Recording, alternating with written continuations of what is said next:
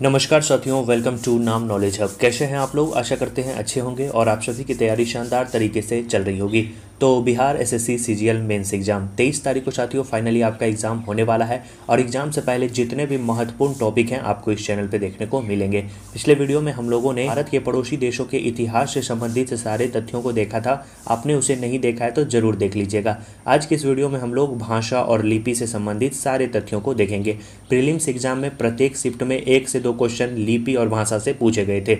तो चलिए हम लोग इस वीडियो में इस टॉपिक को कंप्लीट करते हैं। चैनल पर पहली बार आया है तो चैनल को सब्सक्राइब कर दीजिएगा। वीडियो अच्छा लगेगा वीडियो को लाइक और अपने दोस्तों और ग्रुप में से शेयर भी कर दीजिएगा। तो शुरू किया जाए। सबसे पहले साथियों हम लोग चर्चा करेंगे भारतीय भाषा की। आपको बता दें कि भारतीय संविधान के भाग 17 में उल्लेखित अनुच्छेद 343 से लेकर 351 में राजभाषा से संबंधित जितने भी प्रावधान हैं वो दर्शाए गए हैं। तो कभी कभी सिंपल सा क्वेश्चन पूछ दिया जाता है कि संविधान के किस भाग में भाषा का उल्लेख है, तो याद रखना है भाग 17 में भाषा का उल्लेख है। और संविधान की जो 8वीं अनुसूची है उसमें 22 भाषाओं की चर्चा की गई है, जिसमें 14 भाषा को मूल संविधान में राजभाषा का दर्जा दिया गया था और बाद में 8 भाषा को संविधान संशोधन के माध्यम से दर्जा दिया गया था। आगे बताएंगे संविधान संशोधन के तहत किन किन भाषाओं को जोड़ा गया, कब कब के संविधान संशोधन से, क्योंकि प्रीलिम्स एग्जाम में क्वेश्चन इससे पूछे गए थे। अब आपको बता दें कि प्रमुख राज्यों में बोलने वाले भाषाओं की बात करें, उर्दू कश्मीर में बोले जाने वाली भाषा है। कश्मीरी की बात करें तो कश्मीरी जम्मू और कश्मीर में बोले जाने वाली भाषा है। पंजाबी पंजाब में बोले जाने वाली भाषा है। मराठी महाराष्ट्र में, गुजराती गुजरात में, कन्नड़ कर्नाटक में, तमिल तमिलनाडु में, तेलुगु आंध्र प्रदेश में बोली जाने वाली भाषा है। इसके बाद है मलयालम केरल में बोली जाने वाली भाषा है। उड़िया उड़ीसा में बोली जाने वाली भाषा है। बंगाली पश्चिम बंगाल में बोली जाने वाली भाषा है। असमिया असम में बोली जाने वाली भाषा है। संस्कृत हिमाचल प्रदेश में। हिंदी की बात करें तो बिहार उत्तर प्रदेश हरियाणा राजस्थान मध्य प्रदेश उत्तराखंड छत्तीसगढ़ हिमाचल प्रदेश दिल्ली झारखंड में बोली जाने वाली भाषा जो है वो मुख्य रूप से हिंदी भाषा है। सिंधी की बात करें तो सिंधी पंजाब और गुजरात के क्षेत्र में बोली जाने वाली भाषा है। नेपाली जो है सिक्किम में बोली जाने वाली भाषा है। मणिपुरी मणिपुर में, कोंकणी गोवा में, बोडो असम में, मैथिली इसके साथ साथ हिंदी ये सभी बिहार में। एक राज्यों में साथियों 1 से अधिक भाषाएं भी बोली जाती है। जैसे साथियों बिहार का जो राजकीय भाषा है वो हिंदी है, दूसरे नंबर पे उर्दू आता है। इस प्रकार से एक राज्य में 2 से 3 भाषाएं बोली जा सकती है। जम्मू कश्मीर की बात करें तो जम्मू कश्मीर में डोंगरी भी बोली जाती है। इसके बाद संथाली जो है आपको याद रखना है, संथाली झारखंड के क्षेत्र में बोली जाने वाली भाषा है।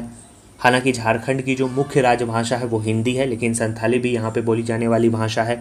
अंग्रेजी जो है वो 22 भाषाओं में शामिल नहीं है, लेकिन नागालैंड की राजभाषा अंग्रेजी है। तो ये सभी तथ्य आप जरूर याद कर लीजिएगा। अब बात करते हैं, जब साथियों मूल संविधान बना था तो उसमें कुल 14 भाषा की चर्चा की गई थी 14, लेकिन 8 जो राजभाषा है उसे संविधान संशोधन के माध्यम से जोड़ा गया। वर्तमान में 8वीं अनुसूची में कुल राजभाषाओं की संख्या बढ़कर कितनी हो गई? 22 हो गई। और जो साथियों 8 राजभाषाएं जोड़ी गई उसमें आपको याद रखना है, पहली बार जो साथियों राजभाषा जोड़ी गई वो 21वें संविधान संशोधन 1967 में जोड़ी गई थी। ये क्वेश्चन प्रीलिम्स में पूछा गया था कि किस संविधान संशोधन के अंतर्गत सिंधी भाषा जोड़ी गई थी। तो याद रखना है 21वां संविधान संशोधन 1967 के तहत जो है सिंधी को राजभाषा का दर्जा दिया गया था, याद रखना है। इसके बाद दूसरा जो राजभाषा से संबंधित संशोधन किए गए वो 71वें संविधान संशोधन 1992 के तहत किए गए। इसमें आपको याद रखना है नेपाली मणिपुरी कोंकणी को राजभाषा का दर्जा दिया गया। इसका एक ट्रिक है साथियों, नमक आप याद कर लीजिएगा, आप कंफ्यूज नहीं होंगे, क्योंकि कभी कभी पूछा जा सकता है कि 71वें संविधान संशोधन के तहत किस राजभाषा को नहीं जोड़ा गया। बहुत सारे लोग इसमें कंफ्यूज हो जाते हैं। अगर आपको नमक ट्रिक याद है तो आप कभी भी गलत नहीं करेंगे। 9 से नेपाली, मौ से मणिपुरी और कौ से कोंकणी भाषा को जो है राजभाषा का दर्जा दिया गया था। कब? 71वें संविधान संशोधन 1992 के तहत। इसके बाद है 92वां संविधान संशोधन 2003। इसके तहत जो है आपको बोडो जो कि असम की भाषा है, डोंगरी जम्मू कश्मीर की भाषा, मैथिली बिहार की भाषा, संथाली झारखंड की भाषा को जो है राजभाषा का दर्जा दिया गया था। इसका जो ट्रिक है वो है साथियों बोर्ड मास। बी से आपका हो गया बोडो, डी से हो गया डोंगरी, एम से हो गया मैथिली, एस से हो गया संथाली। 71वें संविधान संशोधन के लिए ट्रिक है नमक और 92वें संविधान संशोधन के लिए ट्रिक है बोर्ड मास। आशा करते हैं समझ गए होंगे। कोई भी प्रश्न मिलेगा आप आसानी से उसका सही उत्तर दे पाएंगे। और 21वें संविधान संशोधन के तहत जो है सिंधी भाषा को राजभाषा का दर्जा दिया गया था। तो 3 संशोधन के तहत जो है 8 भाषाओं को जोड़ा गया था और टोटल भाषाओं की संख्या 8वीं अनुसूची में कितनी हो गई? 22 हो गई। तो भाषा से संबंधित ये तथ्य आप जरूर याद कर लीजिएगा। इसके बाद कभी कभी पूछा जाता है कि शास्त्रीय भाषाएं कितनी है, तो आपको बता दें कि शास्त्रीय भाषाएं हिंदी नहीं है। कभी कभी आपको कंफ्यूज करने के लिए दिया जाता है ऑप्शन में हिंदी, तो याद रखना है हिंदी हमारी शास्त्रीय भाषा नहीं है। कुल जो है 6 शास्त्रीय भाषा है, जिसमें सबसे पहला शास्त्रीय भाषा तमिल है जो कि 2004 में इसे शास्त्रीय भाषा का दर्जा मिला। इसके बाद संस्कृत है 2005 में, तेलुगु 2008 में, कन्नड़ 2008 में, मलयालम 2013 में और नवीनतम जो शास्त्रीय भाषा है वो है उड़िया। इसे 20 फरवरी 2014 को याद रखना है शास्त्रीय भाषा का दर्जा मिला। सबसे पुराना शास्त्रीय भाषा तमिल है और सबसे नवीनतम शास्त्रीय भाषा उड़िया है और हिंदी जो है शास्त्रीय भाषा नहीं है। समझ गए? अब कभी कभी पूछा जाता है हिंदी दिवस। आपको बता दें 14 सितंबर को हम लोग हिंदी दिवस मनाते हैं। क्यों मनाते हैं? क्योंकि 14 सितंबर 1949 को संविधान सभा ने यह निर्णय लिया था कि हिंदी ही भारत की राजभाषा होगी। इसी परिप्रेक्ष्य में याद रखना है यह निर्णय लिया गया कि हम लोग प्रति वर्ष जो है 14 सितंबर को हिंदी दिवस के रूप में मनाएंगे। एक है साथियों विश्व हिंदी दिवस। इस दिन क्या हुआ? इस दिन आपको याद रखना है 10 जनवरी 1975 को महाराष्ट्र के नागपुर में प्रथम विश्व हिंदी दिवस मनाया गया और 2006 से प्रतिवर्ष जो है हम लोग 10 जनवरी को विश्व हिंदी दिवस के रूप में मनाते हैं। हिंदी दिवस 14 सितंबर और विश्व हिंदी दिवस पूछा जाए तो याद रखना है 10 जनवरी। और 1 अक्टूबर 1953 को आपको पता ही होगा आंध्र प्रदेश जो था वो भाषा के आधार पर गठित होने वाला प्रथम राज्य भी बना था। अब साथियों भाषा से संबंधित कुछ अनुच्छेद पूछा जाता है, जिसमें 343 आपको याद रखना है संघ की राजभाषा से संबंधित है, 344 राजभाषा के संबंध में आयोग और संसद की समिति से संबंधित है और अनुच्छेद 345 में राज्य की राजभाषा या राज्य की राजभाषाओं की चर्चा की गई है। तो ये थे साथियों भाषा से संबंधित तथ्य जो आपको याद रखना है। अब लिपि से संबंधित तथ्यों को देख लेते हैं, क्योंकि लिपि से क्वेश्चन पूछे गए थे।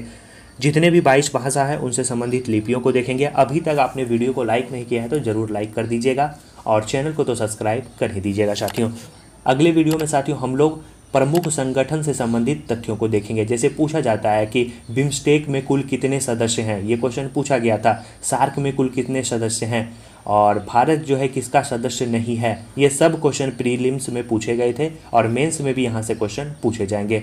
जैसे अभी नाटो का जो है पूछा जाता है कि 31वां सदस्य देश कौन। SCO में एक सदस्य देश जुड़ा है, ईरान जुड़ा है। उनसे संबंधित तथ्य न्यू अपडेट के साथ कल इस वीडियो को अपलोड किया जाएगा। अब हम लोग देखते हैं 22 भाषा। जैसे 22 भाषा की बात करें तो सबसे पहला है उर्दू। उर्दू की जो लिपि होती है वो फारसी लिपि होती है। कश्मीरी की जो लिपि होती है वो फारसी और शारदा लिपि होती है। मुख्य रूप से साथियों जम्मू कश्मीर के लिपि को हम लोग शारदा मानते हैं।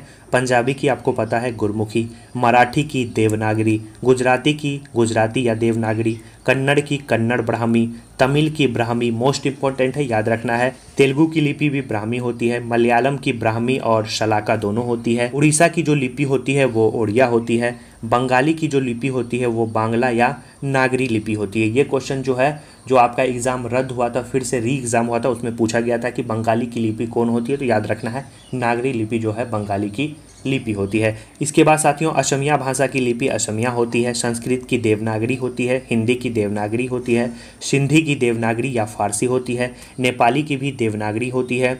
मणिपुरी की बात करें तो मणिपुरी की जो लिपि होती है वो मणिपुरी या माइक लिपि होती है। कोंकणी भाषा जो कि आपको पता है गोवा में बोली जाती है, तो वहाँ की जो लिपि होती है वो भी देवनागरी होती है। बोडो की लिपि देवनागरी होती है। मैथिली की लिपि देवनागरी होती है। डोंगरी की लिपि वो देवनागरी या टकारी होती है। संथाली की लिपि जो है देवनागरी या ओल्ड चिंकी होती है। मोस्ट इंपॉर्टेंट है, संथाली की लिपि क्या होती है? ओल्ड चिंकी होती है। तो 22 भाषा से संबंधित लिपि आपको याद रखना है। अगला है साथियों अंग्रेजी। अंग्रेजी भाषा की जो लिपि होती है वो रोमन लिपि होती है, आपको पता है। हड़प्पा भाषा या सैंधव जो लिपि होती है वो किस प्रकार से लिखी जाती है, ये भी क्वेश्चन आपके एग्जाम में पूछा गया था। सिंधु की लिपि को कोई पढ़ नहीं सका था, याद रखना ये चित्रात्मक या ब्रुष्टोफेदन कहा जाता था इस लिपि को, और ये दाईं से बाईं की ओर लिखी जाती थी। और खरोष्टी लिपि को भी दाईं से बाईं की ओर लिखा जा सकता है। याद रखना है सैंधव लिपि को भी हम लोग दाईं से बाईं की ओर लिखते थे।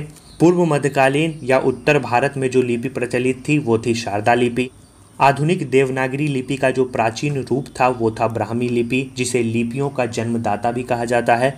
मौर्यकालीन अभिलेख की जो लिपि थी वो ब्राह्मी लिपि थी। अशोक के जो शिलालेख हैं वो भारत में ब्राह्मी लिपि के मिले हैं। ग्रीक अरमाइक लिपि के अफगानिस्तान, पाकिस्तान के शहबाज और मनसेहरा में मिले हैं। और उत्तर पश्चिम शिलालेख जो हैं अशोक के, उसकी जो लिपि है वो खरोष्टी लिपि है। तो लिपि से संबंधित ये तथ्य आपके एग्जाम में पूछे जा सकते हैं।